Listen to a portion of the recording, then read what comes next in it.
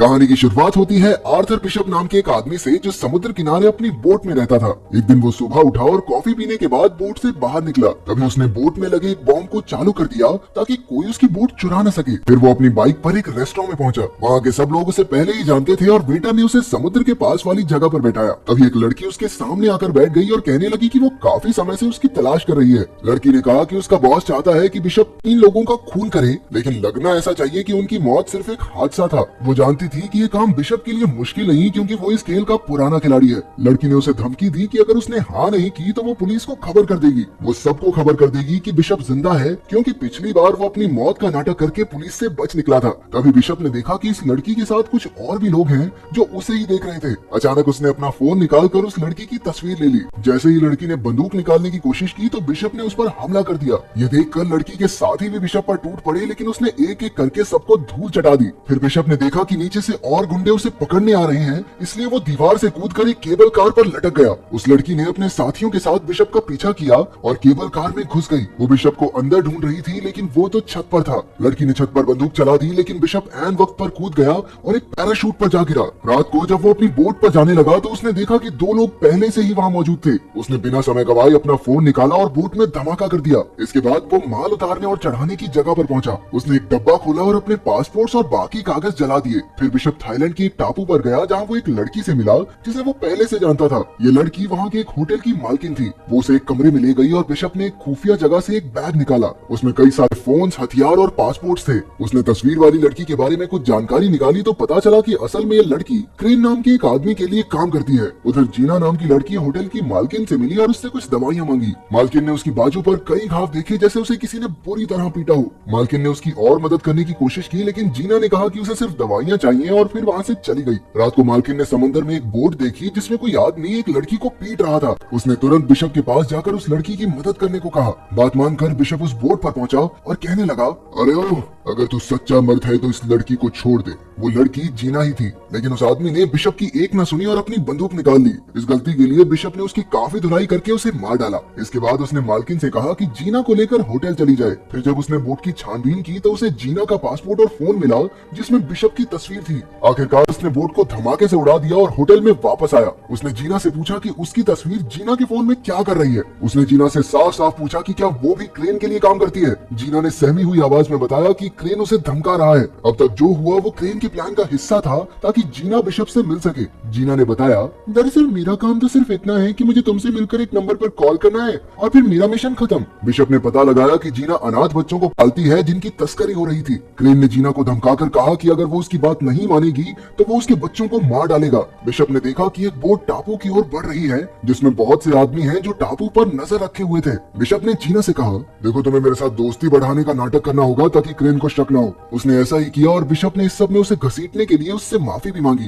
लेकिन उसके पास इसके सिवा कोई रास्ता नहीं था। बिशप ने बताया कि उसे जानकर खुशी हुई कि वो अनाथ बच्चों को पालती है, क्योंकि वो खुद भी एक अनाथ था। बचपन में उसे और क्रेन को एक गैंगस्टर ने खरीदा था। बिशप तो उसके चंगुल से भागने में कामयाब हो गया, लेकिन क्रेन भाग न सका। इसलिए उन्होंने क्रेन को गुनहगार समझकर उसे सजा दी और तब से क्रेन बिशप से नफरत करता है। खैर बिशप ने जीना को इस मुसीबत से निकालने के लिए एक प्लान बनाया और निशानी के तौर पर अपनी घड़ी दी। अगले दिन क्रेन के आदमियों ने जीना को किडनैप कर लिया। फिर बिशप ने क्रेन को कॉल करके 2-2 हाथ करने की चुनौती दी। जब वो दोनों मिले तो बिशप ने कहा, क्रेन जीना को छोड़ दे वरना तेरे लिए अच्छा नहीं होगा। वो बहुत अच्छी लड़की है, उसे जाने दे। लेकिन क्रेन कहने लगा, छोड़ तो मैं दूंगा, लेकिन उसके लिए तुम्हें 3 लोगों का कत्ल करना होगा। Cold blooded murder.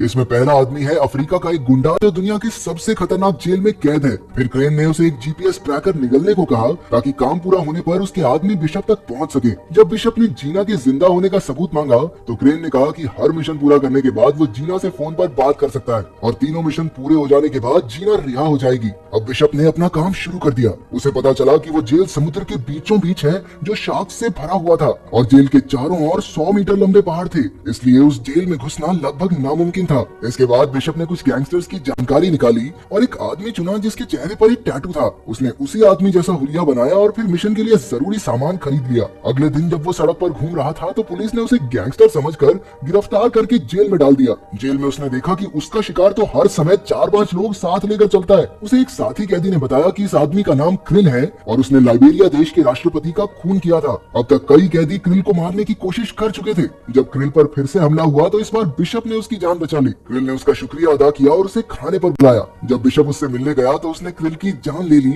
और सबको लगा कि उसकी मौत जहरीला खाना खाने से हुई है। फिर बिशप ने तुरंत जेल की दीवार में धमाका किया और अपने पूरे शरीर पर ऐसा स्प्रे छिड़का जिससे शार्क्स उसके नजदीक न आए। अंत में उसने जीपीएस कैप्सूल निकला और समुद्र में कूद गया। उधर बोट के कैप्टन के पास मैसेज आया कि बिशप ने काम पूरा कर दिया है। उसकी लोकेशन ढूंढकर क्रेन के आदमियों ने उसे बचा लिया। फिर बिशप ने जीना से फोन पर बात की तो जीना ने बताया कि बिशप के पास अगले आदमी को मारने के लिए सिर्फ 36 घंटे हैं, नहीं तो वो लोग जीना को मार देंगे। अब क्रेन ने उसे दूसरे आदमी की जानकारी भेजी। इस आदमी का नाम एड्रियन है जो कि एक अरबपति था। ये इंसानों की तस्करी का धंधा करता है, लेकिन उस तक पहुंचना बहुत मुश्किल था क्योंकि वो ऑस्ट्रेलिया में एक बिल्डिंग के 58वें माले पर रहता है जहाँ के सारे दीवार दरवाजा खिड़की बुलेट प्रूफ थे। ऊपर से हर जगह सेंसर्स और फिंगरप्रिंट डिवाइस भी लगे थे। अब बिशप इस आदमी के नीचे का घर खरीदने पहुंचा। वहाँ उसने घर की चाबियां और नक्शे की हूबहू नकल उतार ली। फिर उसने कांच फोड़ने वाले बॉम्ब्स बनाए और साफ सफाई वाले आदमी का भेस बदल कर उस घर में घुस गया। घर की खिड़की से लटक कर वो एड्रियन के घर के स्विमिंग पूल तक पहुंचा और वहाँ बॉम्ब्स फिट कर दिए। जैसे ही एड्रियन उसमें नहाने आया बिशप ने धमाका कर दिया और एड्रियन सीधा नीचे गिरकर मारा गया।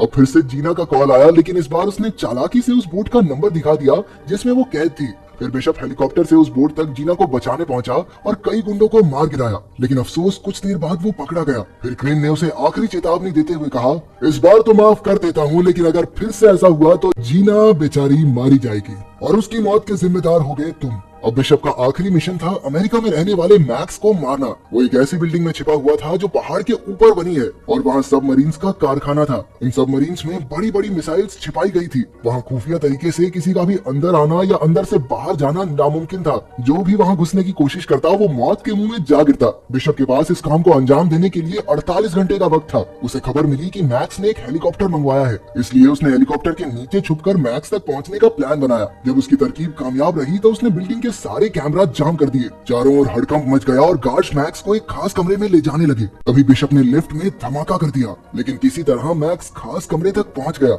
हालांकि अपना हीरो तो पहले से ही वहां मौजूद था।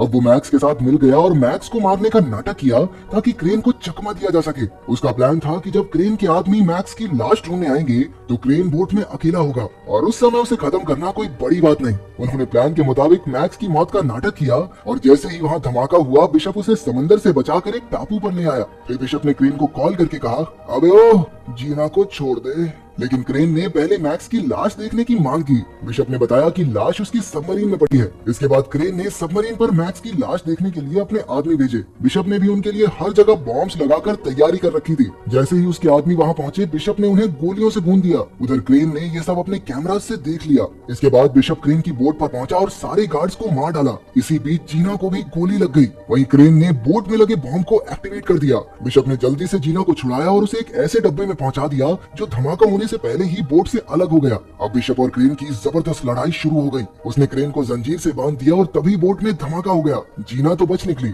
वहीं मैक्स के आदमियों ने बोट का मलबा बाहर निकाला। कुछ समय बाद जीना अपने बच्चों के साथ थी और उसने देखा कि बिशप उसकी आंखों के सामने खड़ा था। असल में बिशप बोट के स्टील रूम में छिप गया था जो इमरजेंसी के वक्त काम आता है और इस तरह वो धमाके में बच निकला।